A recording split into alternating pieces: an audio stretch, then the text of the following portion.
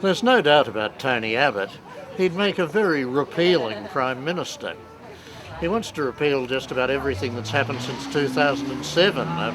Give him his head and he'd turn into a new Pol Pot, take us the whole way back to year zero. But on his latest repeal, he's showing a bit of very sensible caution.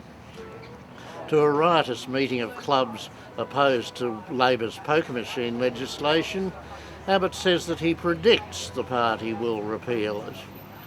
Given that he also says nothing he says can be taken as gospel unless it's written down, signed, sealed and delivered, I don't think there's any reason for the Labor government to get madly worried about what might happen to its legislation. But its legislation is itself, of course, a concern. The club's campaign against the poker machine legislation is biting. Public support has dropped. It's still a majority, but it has dropped. And the clubs warn that they've got another $9 million to spend where that first lot came from. So it could be a difficult one to sell. But it deserves to succeed.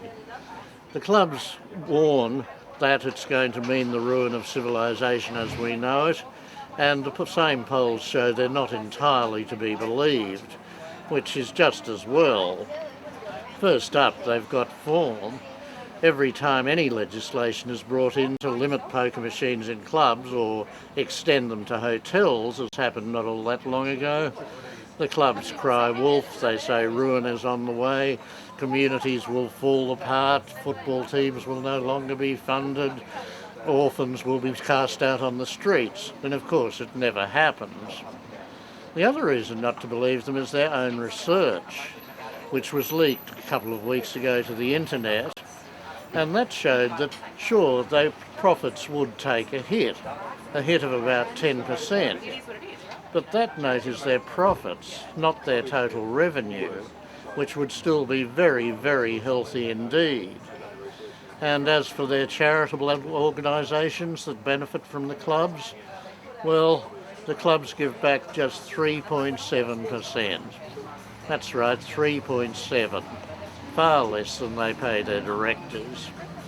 It's not as if the clubs are the great upholders of charity, civilization, compassion and all our ideals that they try to put themselves as. They are, in fact, mechanisms which take money from the poor, recycle it, give a very little bit of it back, but distribute the rest among themselves and their friends.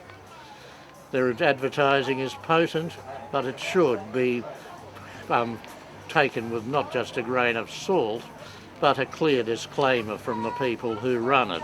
And the disclaimer should read, these people are lying, they want your money and they don't care if your children starve. I'm Mungo MacCallum.